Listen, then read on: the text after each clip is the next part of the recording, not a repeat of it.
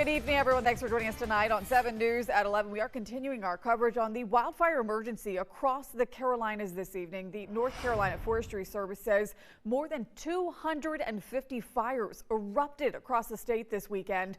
Dozens of residents were urged to evacuate yesterday. Our Scarlett Lizjak has been following this developing story all weekend long. She's in Polk County with the latest on the Melrose Fire, which has grown to more than 500 acres in size. As you can see behind me, the Melrose Fire is still burning today. It started on Saturday and has since grown to hundreds of acres in size. The Melrose Fire started Saturday afternoon by a downed power line. Emergency management officials say the fire quickly grew overnight and has surpassed more than 500 acres. You can see the plumes of smoke from Harmon Field, where upstate resident Celia Keiko tells us she spends a lot of time with her family. My grandkids go to soccer practice here, and then we just like to come up here and have picnics and go fishing. Keiko says she was visiting Tryon today when she got a glimpse of the fire. I wasn't finding like any updates, so we didn't want to get in the way or anything, but we also have some guests visiting, and we thought we'd just check out and let them see the Tryon area. The little community of Tryon has certainly been impacted by Helene, and we hope they don't have to endure any more hardship.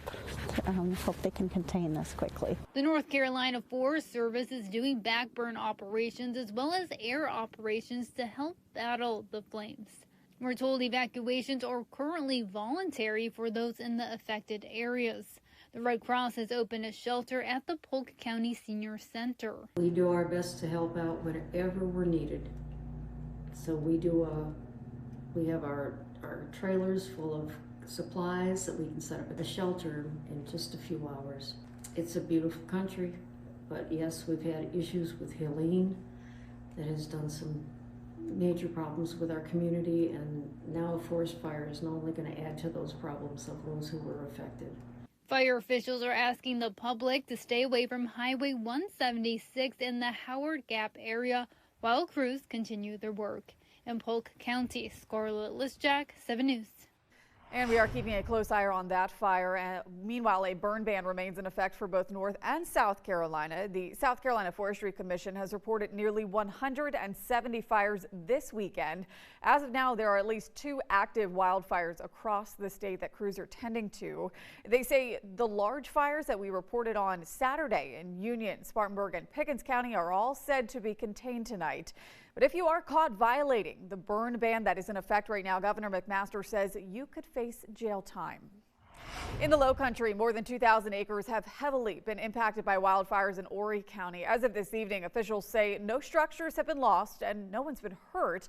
Residents near the largest fire, which stretched across 1,200 acres near the Carolina forest, were finally allowed to return to their homes today. Crews say they are making progress towards containment. A state of emergency remains in effect tonight in South Carolina. It's the uncertainty of what's happening. Some people are aware what's causing it and some aren't. So it's just the uncertainty. A lot of the older folks that I spoke with, they are more concerned about if it's going to get to their homes, if they're going to lose everything. It's just if they're going to get back home, when are they getting back home?